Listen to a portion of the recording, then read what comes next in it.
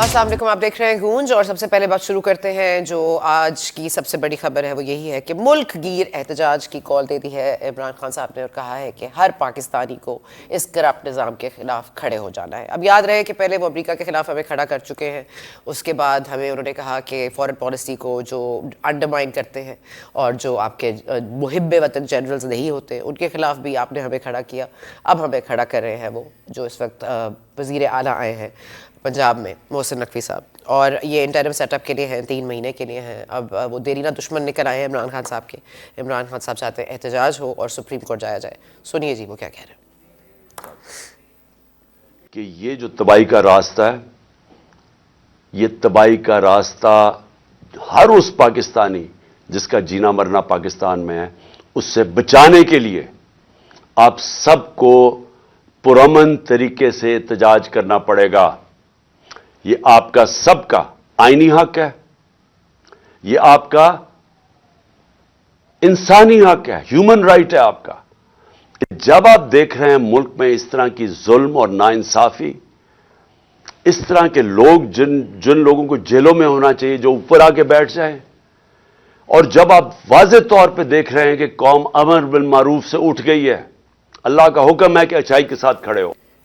जो आज बात कर रहे हैं इमरान खान साहब, शायद इंसाफ ना मिलने के हवाले से उनका इशारा कहीं राव अनवर वाले केस पे तो नहीं, जिसको आज हमने देखा कि उनको बरी कर दिया गया, बल्कि उनको क्या पूरे ही जो लोग वहाँ पर गिरफ्तार थे उनको भी, और जो 7 मफरूर हैं उनको भी आज इज़्ज़त से, बाइज़्ज़त तरीके से बरी कर दिया गया है उस केस में, जिसमें कि बहुत सारे सबूत हमारे सामने हैं, पूरी स्टोरी हमारे सामने अनअर्थ हुई है, अनरेवल हुई है। लेकिन राव अनवर साहब इज़ अ फ्री मैन और उनको 1 साल उनका जो रह गया है वक्त मुद्दत, वो चाहते हैं कि उनको वापस मिले, और उनका वक्त बड़ा ज़ाया हो गया है। और वक्त ज़ाया तो हो गया है। आमिर डोगर साहब ने हमें ज्वाइन करना है। आमिर डोगर साहब चीफ व्हिप हैं। आज जो कहानी सामने नज़र आई वो अगेन एक और यू टर्न ली है इमरान खान साहब ने।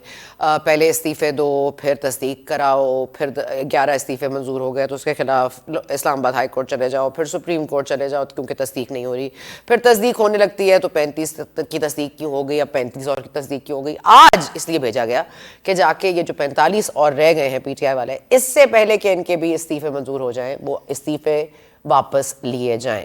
अब इसके लिए आमिर डोगर साहब, रियाज फतियाना साहब ने ज़ाहिर है रब्ता किया, नेशनल असेंबली गए, वहाँ पे पता चला जी 4 दिन की छुट्टी है। फिर वो स्पीकर के घर पहुँचे, राजा फरीद अशरफ साहब के घर पे, तो वहाँ पर वो मौजूद ना मिले। उसके बाद वो इलेक्शन कमीशन गए, और ये वही इलेक्शन कमीशन है जिसने कल मोहसिन नकवी साहब का नाम देकर उनको फातह करार दिया इस रेस में, जो कि इंटरिम सेटअप के लिए वज़ीर आला पंजाब होगी। अब आज हमें पता चला है कि वो एक साजिश का बड़ा हिस्सा हैं, बड़े जनरल रिटायर्ड बाजवा के बड़े फ्रंटमैन रहे हैं। आज से पहले हमने उनका जिक्र भी नहीं सुना। और क्या ये इनका नाम जब आया था सामने कमेटी में, जब 3 दिन दिए गए थे, जब डिस्कशन हो रही थी, जब बातचीत हो रही थी, क्या ये तमाम तर इख्तलाफात उस वक्त बात की गई थी? और अगर इतने देरीना दुश्मन थे मोहसिन नकवी साहब, तो फिर आहद चीमा का नाम अप्रूव कर लेते। वो बेहतर ना होता कि ये मामला फिर इलेक्शन कमीशन तक पहुंचता है ना, लेकिन ऐसा हुआ नहीं। और आज हम ज़ाहिर एक नई स्टोरी देख रहे हैं, नई चीज़ें अनरावल हो रही हैं। आमिर डोगर साहब को हम ट्राई कर रहे हैं, लेकिन एक वक्फा ले लेते हैं इतनी देर में। Will be back.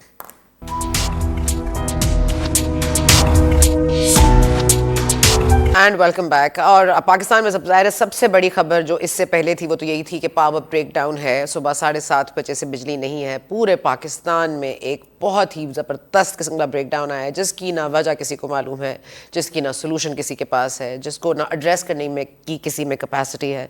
और आज एहसन इकबाल साहब का एक पुराना हम साउंड बाइट सुन रहे थे किसी और प्रोग्राम में, जब वहाँ पर कह रहे थे कि ये हुकूमत ना अहल है और इनकी वजह से ये हुआ है। और अब हम देख रहे हैं कि सोशल मीडिया पर कहा जा रहा है कि IMF हमारा जो बिजली का मीटर है वो लेके भाग गया है। तो ये भी ऑन अ लाइटर नोट ये बात भी है, लेकिन जाहिर है अब कहीं कहीं बिजली बहाल हो गई है। अल्लाह करे आप लोग हमें देख पा रहे हो। हमारे साथ मौजूद हैं चीफ व्हिप है नेशनल असेंबली में आमिर डोगर साहब, PTI से। बहुत शुक्रिया डोगर साहब, आपने ज्वाइन किया, बहुत मोहतरम है आप मेरे लिए। लेकिन सर ये थोड़ी सी मैं आपके साथ अगर बात सख्त शुरू करूँ, सर आपके लिए एम्बैरेसिंग नहीं है कि एक दिन आपके इमरान खान साहब कहते हैं जी हम इस्तीफा दे रहे हैं, हम असेंबली से वॉकआउट कर रहे हैं, चले जी बिस्मिल्लाह आपने वॉकआउट कर लिया, आपके इस्तीफे मंजूर नहीं हो रहे, फिर 11 मंजूर होते हैं, उसके खिलाफ इस्लामाबाद हाई कोर्ट में आप पिटिशन दायर करते हैं, फिर आपके इस्तीफे नहीं मंजूर हो रहे, आपको बार बार बुलाया जा रहा है। राजा परवेज अशरफ साहब के भी पॉइंट पे बिल्कुल बदनीयती जाहिर है, मैं ये नहीं कहती कि उनको पूरे फुल मार्क्स मिलेंगे, लेकिन सर आप लोगों की इतनी यू टर्न्स हैं कि फिर अब 35 आए, चले वो भी हमें समझ आ रही है कि किसी चीज का वो पेश खेमा है, चले जी और 35 आ गए। अब इन 45 को बचाने के लिए आज नेशनल असेंबली में जाने की आपको लगता है सर, मतलब इज इट नॉट एम्बैरेसिंग कि आप रोज एक नई पोजीशन लेते हैं और आपको बिकॉज एज चीफ व्हिप आपको इन लोगों को एड्रेस भी करना होता है, सवालों के जवाब भी देने होते हैं, तो आपको ये एम्बैरेसिंग नहीं लगता सर थोड़ा? बिस्मिल्लाहिर्रहमानिर्रहीम, बहुत शुक्रिया सना, आपने हमें अपने आज के इस पॉइंट ऑफ व्यू पे बात करने का मौका दिया। देखें, ये सारा मौका जो फराहम किया, अगर देखा जाए फ्रॉम डे वन से, ये राजा परवेज अशरफ साहब ने दिया।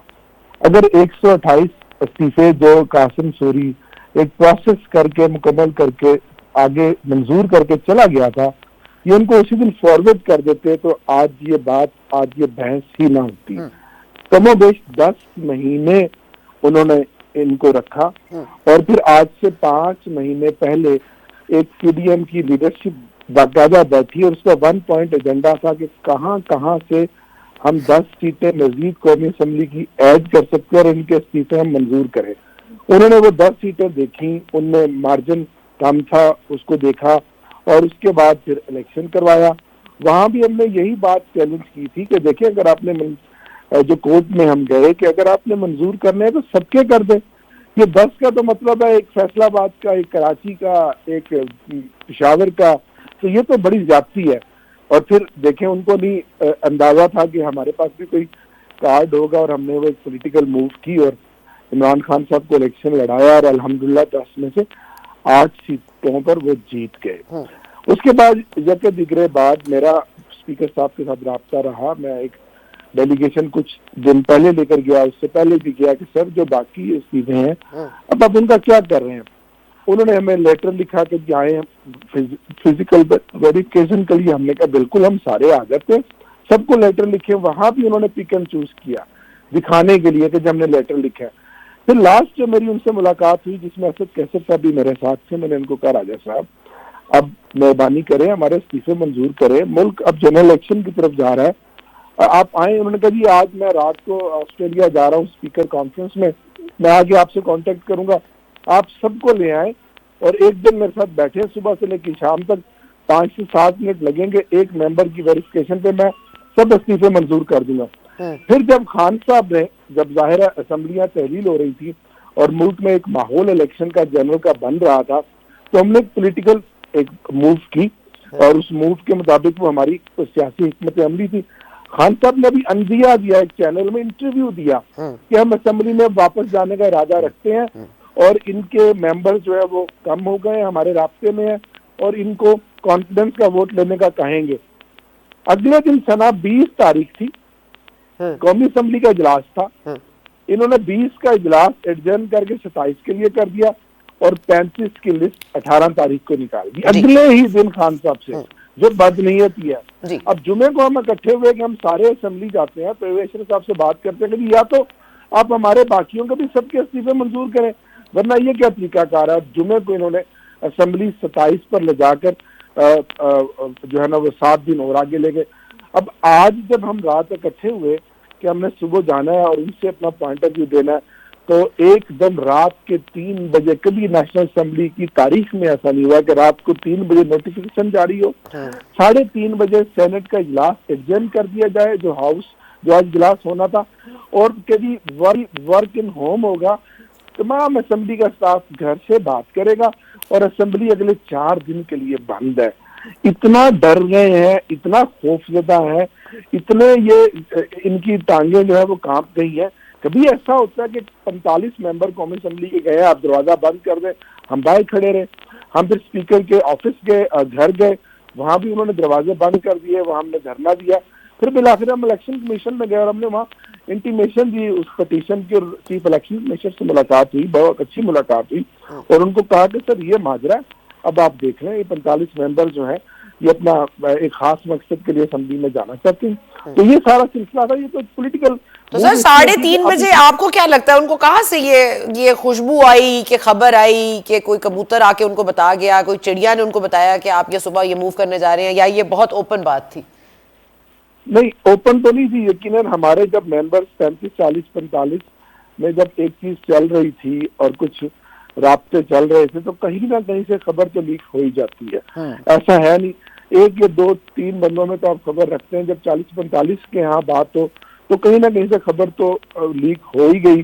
और रात को 3 बजे जनाब उन्होंने ये एक नोटिफिकेशन निकाला कि अगले 5 दिन के लिए असेंबली बंद है। कभी ऐसा हुआ है? फेस करें, बैठे, बताएं कि जी आपने 35 इस्तीफे जो 2 बैचेस में किए उसकी क्या वजूहत है। अगर हमारा पॉइंट ऑफ व्यू लेना था तो फिर सारे इकट्ठे ही कर देते, ये आज मकसद, ये बात ही खत्म हो जाती। अच्छा डोगर साहब, ये जो इलेक्शन कमीशन में आप लोग गए, और जाहिर है इलेक्शन कमिश्नर के हवाले से आपके इमरान खान साहब तो जाहिर है बहुत सारी चीजें कह भी चुके हैं, कुछ इतनी मतलब नाजेबा गुफ्तगू कर चुके हैं कि मैं तो रिपीट नहीं करना चाहती, लेकिन अब वो इसी इलेक्शन कमीशन से जहां से ये नोटिफिकेशन जारी हुआ है कि अब मोहसिन नकवी साहब वजीर आला पंजाब होंगे इंटरिम सेटअप के लिए, तो उस पर जिस तरह का आज शदीद रद्द अमल इमरान खान साहब ने दिया है, उसके बाद उसी इलेक्शन कमीशन में जाके आप कह रहे हैं आपकी बड़ी अच्छी मीटिंग हुई है, तो कहीं तो झोल है नहीं सर? नहीं, जोल नहीं है सना। देखें, इलेक्शन कमीशन एक आईनी इदारा है। बेशक जी। उस आखिर हमने उसी से बात करनी है, उसी के पास जाना है, और पार्लियामेंटेरियंस का उसका एक चोली दामन का साथ है। हम जब गए तो इलेक्शन कमीशन का दरवाजा भी बंद कर दिया गया, खारदार तारे लगाई, 15, 20, 30 मिनट लगे, हमने वहाँ एहतजाज किया। बिल आखिर फिर चीफ इलेक्शन कमिश्नर ने खुद हमारे 2 मेंबर्स को मेरे समेत बुलाया, हमने उनको खुल के बात की। आप थे, रियाज फतियाना साहब थे, और जी मैं और रियाज फतियाना साहब थे। हमने उनको जो चीफ मिनिस्टर पंजाब की तकर्री कल हुई है उस पर जो अपनी गहरी तशवीश है उसका भी इजहार किया। जो कराची के इलेक्शन में जो धांधली हुई है वहां भी इलेक्शन कमीशन के किरदार पर बात की, और आइंदा जो 2 सूबाई असम्बली और 70 कौमी असम्बली के इलेक्शन होने जा रहे हैं उसकी शफाफियत पर और इलेक्शन कमीशन की अपनी क्रेडिबिलिटी पर भी बात की। हमने ये कहा कि सर ये टेन्योर पोस्ट है, आप आज राजा साहब हैं, कल नहीं होंगे, लेकिन खुदारा आज जिन हालात में मुल्क जा रहा है और मुल्क जिस तरह डूब रहा है, उन्होंने खुद इस बात को तस्लीम किया। ये वक्त है कि आप 4 मेंबर साथ उन्होंने बिठाए कि एक इस मुल्क को एक अच्छी लेगेसी दे दें, इस कौम को एक इलेक्शन साफ शफाफ चाहिए। 70 का इलेक्शन हुआ था, हम आज तक याद करते हैं। 70 के बाद जितने इलेक्शन हुए कमोबेश उनके ऊपर सवालात उठे। ऐसे में आप अगर ऐसी तकर्रियां करेंगे जो मुतनाज़ा होगी तो आपका ये सारा प्रोसेस, बेशक आपकी नेक नियति है, ये सारे का सारा मुतनाज़ा हो जाएगा। और उन्होंने मेरे पॉइंट ऑफ व्यू पे मेरे से एग्री किया। फिर प्लस जो उन्होंने बड़ी खबर है वो ये है सना कि आपके लिए मैं आपको ब्रेक कर रहा हूँ कि 70 अरब रुपया उन्होंने कहा जी सिलेक्शन में लगेगा। तो हमने कहा बिल्कुल यही बात आप हुकूमत के वक्त को समझाएं कि 70 अरब रुपया लगेगा 2 सूबाई असम्बली और 70 कौमी असम्बली की सीटों पे। जिन 70 कौमी असम्बली की सीटों पे इलेक्शन होगा 3 से 4 महीने के बाद अगर ये असम्बली अपनी मुद्दत पूरी करती है फिर इलेक्शन होना है। तो लेकिन सर अगर वो कंटेस्ट ही नहीं कर रहे, जिस तरह मौलाना फजल रहमान साहब ने कहा है, और वो अनकंटेस्टेड ही जीत जाते हैं, तब भी ये इतना पैसा खर्च होगा? मतलब उसमें इलेक्शन ही नहीं हो रहा ना, वो तो फिर अब एक वॉक थ्रू है। सना देखें, 5 से 6 करोड़ रुपया जो उन्होंने बताया गवर्नमेंट ऑफ पाकिस्तान का लगना एक कौमी असम्बली के हल्के पे। अच्छा। और जो कैंडिडेट्स इलेक्शन लड़ रहे हैं उनका जो लाखों करोड़ों रुपया लगना है वो एक अलग बात है। तो यही हमारा पॉइंट है कि इस वक्त जिद को छोड़े और एक जनरल इलेक्शन के लिए कौमी असम्बली और सूबाई असम्बलियां और एक मुकम्मल इलेक्शन हो जाए। अब जब के हुकूमत को बकाया 6 से 7 महीने रह गए हैं और इन 10 महीनों की उनकी कारकर्दगी आपके सामने है, मुल्क मुआशी तौर पर डूब रहा है। आज आपके पास 10 दिन का पेट्रोल रह गया, डीजल आपके पास 15 से 16 दिन का, मेरा ये बिजनेस है पेट्रोलियम का, और उसके अलावा जो आपके पास डॉलर के रिजर्व है वो 3.5 बिलियन डॉलर के रह गए हैं। कहीं से किसी जगह से सिवाय इसके कशकोल फैलाया हुआ कि शायद अल्लाह ही पाकिस्तान को बचा ले। इंशाल्लाह पाकिस्तान को अल्लाह बचाएगा, लेकिन हुक्मरानों की तो कोई नीयत नहीं लग रही ना। तो ऐसे में अगर आप मुआशी इस्तेहकाम चाहते हैं तो उसके लिए लाजिम है कि सियासी इस्तेहकाम पहले आए, और इलेक्शन आपके सर पे मंडला रहे हैं, आप इलेक्शन कराएं साफ शफाफ, और जो अवाम जिसको वोट दे उसकी मंगों के मुताबिक उस नतीजे को तस्लीम करें, मुल्क को आगे चलने दें। तो सर ये मुल्क को आगे चलने देने में बिल्कुल आपकी नीयत अच्छी है, बिल्कुल आप बिल्कुल सही कह रहे हैं, ये 70 अरब रुपए नहीं खर्च होने चाहिए और एक ही दफा इलेक्शन होने चाहिए। मैं आपकी इस बात से बिल्कुल 100% एग्री करती हूँ और वाकई नेशनल असेंबली डिसॉल्व होनी चाहिए और इलेक्शन हो जाने चाहिए। अगर यहीं पे आके रुकना है तो फिर अब ये हो जाना चाहिए। लेकिन सर जो देरीना दुश्मनी की बात इमरान खान साहब आज कर रहे हैं और जिस तरह वो कौम को कह रहे हैं कि अब बाहर निकले, अब फिर एक दफा आप एक अदम इस्तेहकाम तो आप पैदा करेंगे ना सर। पीटीआई के अब ये जो धरने होंगे, एहतजाज होंगे, इससे कोई इस्तेहकाम तो नहीं आएगा हुकूमत में। जो हमारे पास 10 दिन का पेट्रोल रह गया वो भी अल्हम्दुलिल्लाह शायद 8 दिन में खत्म हो जाए। तो आप इसमें ऐड ही कर रहे हैं ना प्रॉब्लम, आप कुछ सब्ट्रैक्ट तो नहीं कर रहे। मैं सिर्फ ये जानना चाहती हूँ, जब इलेक्शन कमीशन के पास ये मामला जाना था और आपको पता था फिर आपके हाथ में बॉल नहीं है, ball is in their court, जब तक बॉल आपके कोर्ट में थी, मेरा सादा सा सवाल है कि अगर इमरान खान साहब को देरीना दुश्मनी है उनसे और उनको वो आज जिस तरह के इल्जामात से वो उनको नवाज रहे हैं, इतनी सीरियस प्रॉब्लम है उनको उनसे, तो फिर आप आहद सीमा पे अग्री कर लेते, मामला इलेक्शन कमीशन जाता ही ना। सना, आहद चीमा का भी नाम पे अग्री करना मजाक है ना। केपीके में जो अपोजिशन लीडर ने नाम दिया हमने अग्री कर लिया ना। चीमा साहब जो दूसरे थे जो चीफ सेक्रेटरी रहे हैं वो कौन थे? वो भी तो उन्हीं के चीफ सेक्रेटरी थे। नासिर खोजा साहब या अहमद नवाज शेखेरा उन्हीं के साथ फेडरल सेक्रेटरी फॉर कैबिनेट काम कर रहे हैं ना। तो मैं तो सिर्फ मुझे कोई उनकी मोहसिन नकवी साहब की जात से मुझे इख्तिलाफ नहीं है, बेहतरीन इंसान है, मेरा एक जाती ताल्लुक है उनसे। लेकिन उनकी जो जानबदारी और उनकी सियासी एफिलेशन और उनकी कारोबारी रकाबत और उनकी सब कुछ ओढ़ना बिछोना आप जानते हैं पीपल्स पार्टी के साथ है और आसिफ जरदारी के साथ है। और आपके अपने इस चैनल का जो कंडक्ट है पिछले 8-9 महीनों में वो भी इस बात का वाज़ेह सबूत है ना।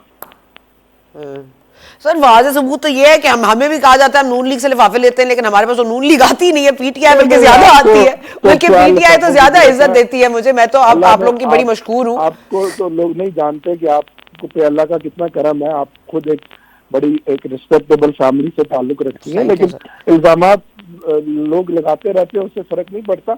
लेकिन इस वक्त जरूरत इस बात की है, मैं आपके चैनल की वसातत से, कि एक सियासी डायलॉग का आगाज हो और हम बैठकर एक मुमकिना जो तारीख है उसको आगे पीछे करके हम एक तारीख पर इत्तेफाक कर लें और मुल्क में एक जनरल इलेक्शन हो जाए जिसका जो वक्त का तकाजा है।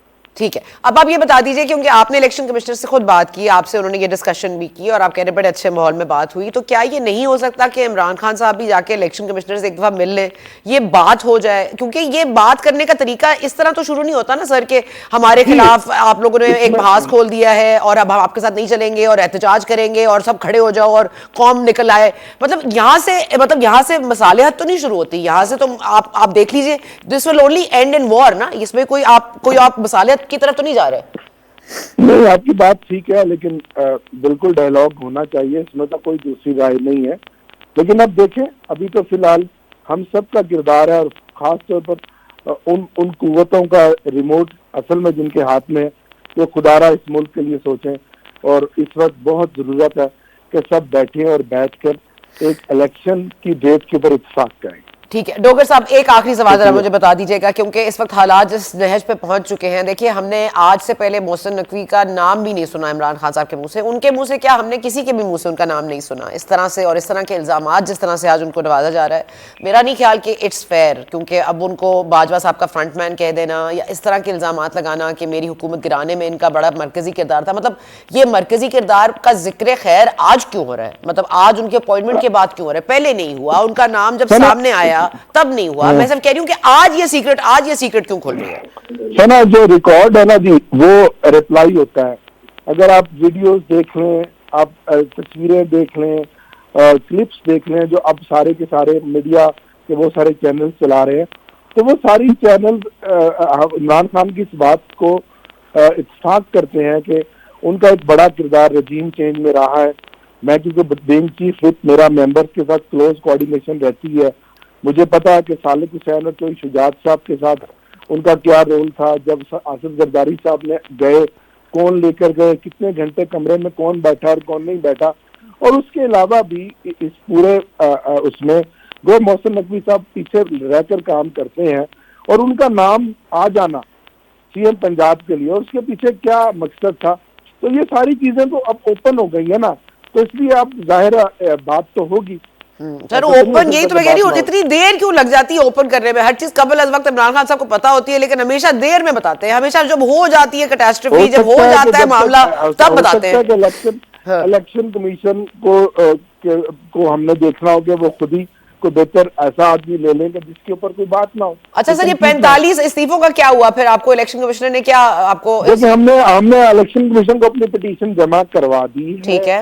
अब आगे स्पीकर, क्योंकि अब अमल तो मुतनाज़ा हो गया। हाँ। अगर स्पीकर ऐसे में कोई काम करेगा तो अब इलेक्ट्रॉनिक मीडिया ने भी हमारा पॉइंट ऑफ व्यू ले लिया, मेंबर्स भी ओपन हो गए, हमने ईमेल्स भी कर दिए असेंबली को, स्पीकर को, सेक्रेटरी को, इलेक्शन कमीशन को भी हम दे आए हैं। तो अब देखें, लेट्स सी कि आगे क्या सर आपको याद होगा राजा परवेज अशरफ ने कहा था कि कुछ ऐसे लोग हैं पीटीआई में जो आके उनसे कह रहे हैं, गुफ्तगू कर रहे हैं और कह रहे हैं हमारे इस्तीफे प्लीज मंजूर ना करें, हम नहीं छोड़ना चाहते। फिर पार्लियामेंट लॉजेस में भी लोग रह रहे हैं, वो भी इल्जाम है। लेकिन आपको लगता है इन 45 में वो लोग भी शामिल हैं जो इस्तीफे नहीं देना चाहते, या आप समझते हैं वो भी ऐसी सरसरी सी बात कर रहे हैं? ये सब 127 लोग हैं जिनका रिकॉर्ड पे इस्तीफे मौजूद हैं। अगर कोई ऐसा शख्स है तो परवेज अशरफ सब बता दे, एक बात। दूसरी बात, आज मैंने मीडिया को बताया कि 10 अप्रैल से लेके आज दिन तक किसी मेंबर ने असेंबली सेक्रेटेरिएट से 1 रुपया नहीं लिया। ये रिकॉर्ड पर आप चेक कर सकते हैं। ये भी हम पर इल्जाम झूठा है कि जी हम तनख्वाहें ले रहे हैं। दूसरी बात है, पार्लियामेंट लॉजेस में जो मेंबरान रह रहे हैं, मैं भी अभी तक रह रहा हूँ, हम हर महीने का अपना किराया भी असेंबली को दे रहे हैं और यूटिलिटी बिल्स भी ले रहे हैं। ये एक रवायत है कि उस वक्त तक जब मेरी जगह कोई दूसरा मेंबर नहीं आता, ये लॉज उस मेंबर के पास रहता है। ये तो इतनी बड़ी बात नहीं है। लेकिन हम असेंबली से, सरकार के खजाने से, असेंबली से बाहर निकलकर 10 महीनों में 1 रुपया हम मेंबर्स ने नहीं लिया। अगर लिया हो तो वो हमें सबूत बताएंगे। तो ठीक है डॉक्टर साहब, बहुत शुक्रिया, आपने वक्त दिया हमें, बहुत बहुत शुक्रिया। होपफुली होते हैं, लेकिन ज़ाहिर है बिजली के जो मसाइल हैं उसकी वजह से हम नहीं रह सकते। रफ़ीक रजवाना साहब ने हमें ज्वाइन किया जी। आप वकील भी हैं और मेंबर भी हैं नेशनल असेंबली, पीटीआई के, PMLN के। बहुत शुक्रिया आपका रजवाना साहब हमें ज्वाइन करने के लिए।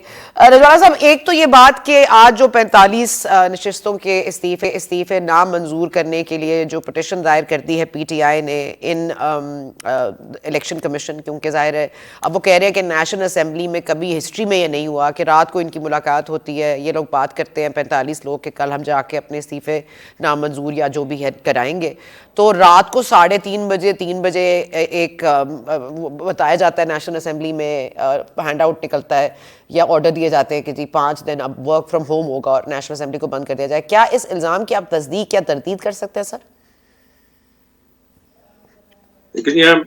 Not the member of the assembly, मेरा कोई नहीं है, मुझे ताल्लुक इस वक्त नहीं पता कि पार्लियामेंट का क्या नोटिफिकेशन जारी हुआ और पार्लियामेंट के लिए क्या हुआ। इतना अलबत्ता मेरी याददाश्त काम करती है, जब अदम एतमाद की तहरीक चली तो उस वक्त टाइलें नहीं लगनी शुरू हो गई, उस वक्त सारे उखाड़ पिछाड़ हो गई। इतना मुझे जरूर याद है। रेस्ट ऑफ अच्छा रजवाना साहब, आप भी एक वकील, मैं आपसे ये भी पूछना चाहती हूँ कि जाहिर है अब ये जो मोहसिन नकवी साहब की के नाम पर जाहिर है जो वो इतनी देरीना दुश्मनियां निकल आई हैं इमरान खान साहब की, जो हमें तो पहले इल्म ही नहीं था। आज एक नई साजिश में एक नया कैरेक्टर उन्होंने बना लिया है।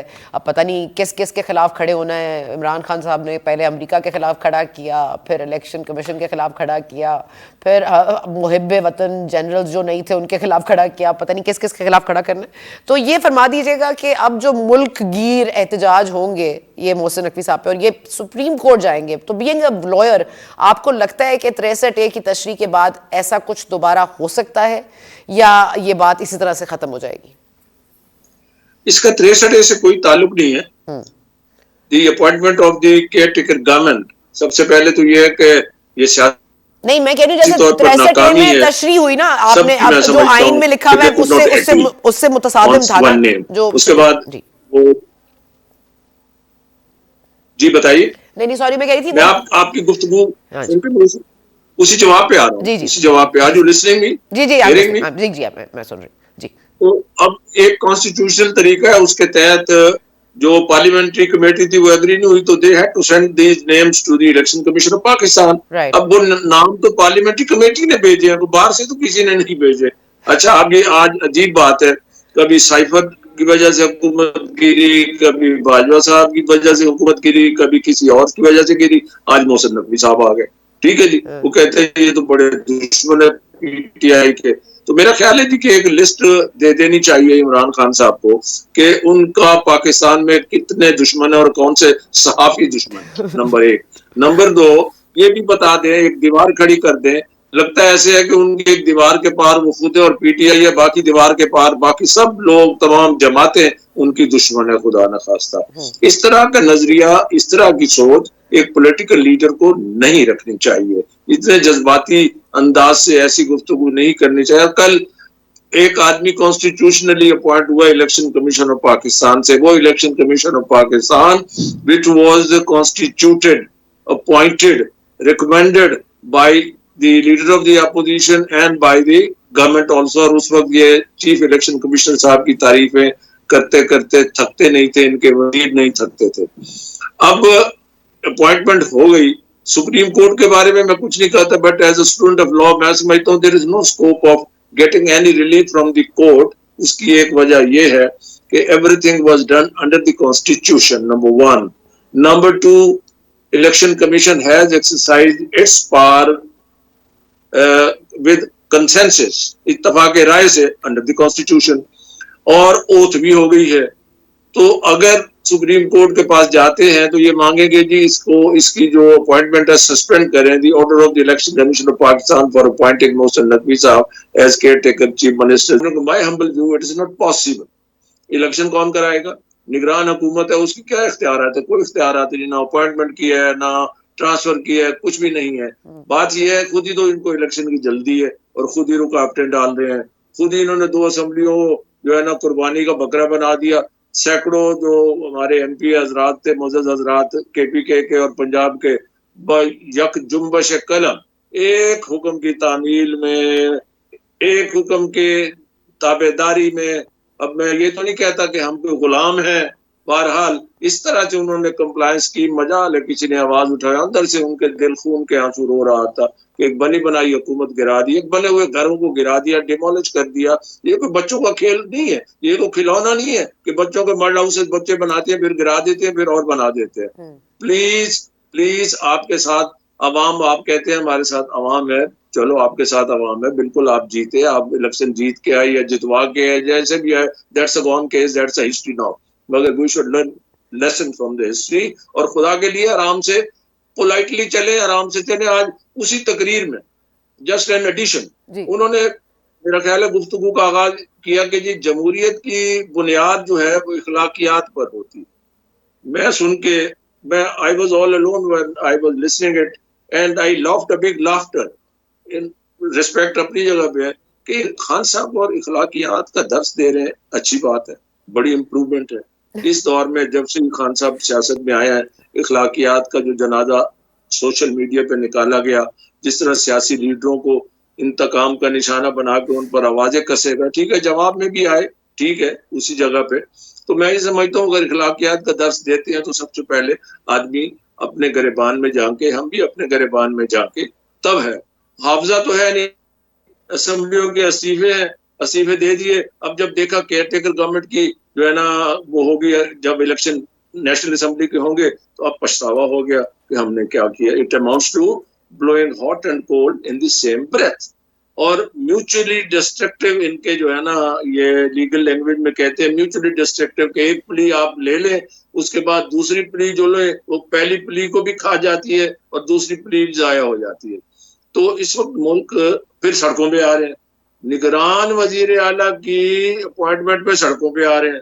सड़कों पे ही कैंप लगा लो, सड़कों पे ही बिस्तर बिछा दो, सड़कों पे ही बैठे रहो और कोई काम नहीं करना। तो बड़ी अजीब सी बात है। My humble request would be to Imran Khan साहब also, to his followers, to his members कि प्लीज आप बैठ के अच्छी तरह मशावरत करें। यहाँ ऑर्डर पहले चल जाता है खान साहब का, मशावरत बाद में हो जाती है और फिर यू टर्न है, फलां टर्न है, फलां टर्न है। इस वक्त पाकिस्तान जिन हालात का मुतकाजी है, ठीक है, मौजूदा हुकूमत। अच्छा सर, आपको लगता है ये इंटेंशनली कर रहे हैं? क्योंकि अगर ये सुप्रीम कोर्ट जाते हैं और इस चीज को थोड़ा सा, जाहिर है अगर ये मजमा लगता है 25 लाख का लगे या 25,000 का लगे या 5,000 का लगे, लेकिन जाहिर है मुल्क में कदम इस्तेहकाम की फीलिंग भी होगी और हो सकता है कि जो इलेक्शंस होने हैं वो वक्त पर भी ना हो। तो ये आपको लगता है कि इंटेंशनली चाह रहे हैं कि इलेक्शन थोड़ा लेट हो जाए या तब तक ताकि नेशनल असेंबली वाले भी मान जाएं और एक साथ ही इलेक्शन हो जाए? क्या आपको लगता है ये इंटेंशनल मूव है इमरान खान साहब की? ये खान साहब को तो प्रोविंशियल असेंबली के इलेक्शन बारे में नहीं है, ये दोनों असेंबलियां इसलिए तोड़ी गई कि ये it amounts to twisting the arm of the democrats. माफी चाहते हैं, नहीं सर जी, कि इनको मजबूर कर दें कि कौमी असेंबली तोड़ दे। अब सूबाई असेंबलियों के इलेक्शन ड्यू हो गए, अनफॉर्चुनेटली पूरे पाकिस्तान को जो है ना ये कैओस का शिकार कर दिया, 2 असेंबली तोड़वा दी और मकसद फिर भी इनका जो था, जो मालाफाइडी थी उसका वो हासिल नहीं हो रहा, कौमी असेंबली नहीं टूट रही। तो इसलिए अब ये इनको तो इमरान खान साहब को सूबाई असेंबलियों के इलेक्शन का कोई फायदा नहीं है। वो जब तक वजीर आजम बनने के ख्वाब देख रहे हैं, अगर अल्लाह ताला को ये मंजूर है कि उन्होंने फिर मुसल्लत होना इस हुकूमत पर, इस मुल्क पर और कौम पर, नोबडी कैन स्टॉप हिम। और अगर आना है, जीत के आना है, फेयर इलेक्शन से सपोज आना है, तो फिर हमारी तवक्को होनी चाहिए और हमारी रिक्वेस्ट भी खान साहब से होनी चाहिए कि इस तरह से के बिहेवियर आप छोड़ दें। तो अब कौमी असेंबली टूटती नजर नहीं आती। अच्छा, 70 अरब रुपए लगेंगे। अब ये जो डोगर साहब बता रहे हैं कि आज जब इलेक्शन कमिश्नर से उनकी मुलाकात हुई और उसमें 4 मेंबर्स और भी मौजूद थे इलेक्शन कमीशन के, उन्होंने कहा 70 अरब लगेंगे इस वक्त सूबाई इलेक्शंस जो होंगी और ये जो इस वक्त ज़मीनी इंतखाबात भी होंगे 70 सीटों पर। इससे पहले मैं गुजारिश करता हूँ, जी सर, सुनिए जी सर, खान साहब 7 सीटों में इलेक्शन लड़े, असेंबली से बाहर निकल आए, फिर 7 सीटों में इलेक्शन लड़ लिया। और मजे की बात यह है कि जीतते भी हैं और फिर कहते हैं धांधली हो गई। ये वाहिद पार्टी है, वाहिद लीडर है जो जीतने के बाद भी कहते हैं धांधली हो गई। अच्छा, अब इस इलेक्शन पर, बाई इलेक्शन पर, सूबाई असेंबली के इलेक्शन पर अलग-अलग खर्चा जो हो रहा है, who is responsible for this? Who has to pay this cost? The nation. ठीक, आप कौम को बताएं कि who is responsible for this. इसमें तो कोई पॉलिटिक्स नहीं है ना।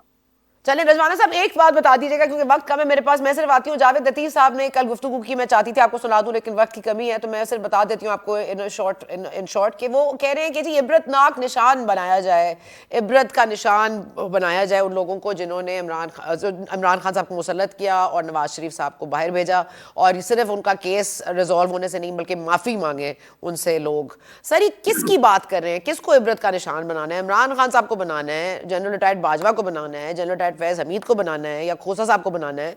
मतलब ये बता दें किसको इबरत का निशान बनाना है, किस पर इबरतनाक जो होगा आपके लिए काबिल तस्कीन होगा?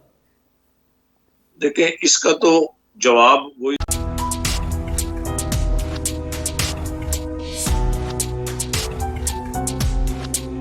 पाकिस्तान में बदतरीन पावर ब्रेकडाउन देखने में आ रहा है और ये पिछले साल अक्टूबर में भी देखने में आया था। उस वक्त हमने उस वक्त की हुकूमत को नाअहल करार दिया था और इस वक्त की हुकूमत ने ही करार दिया था।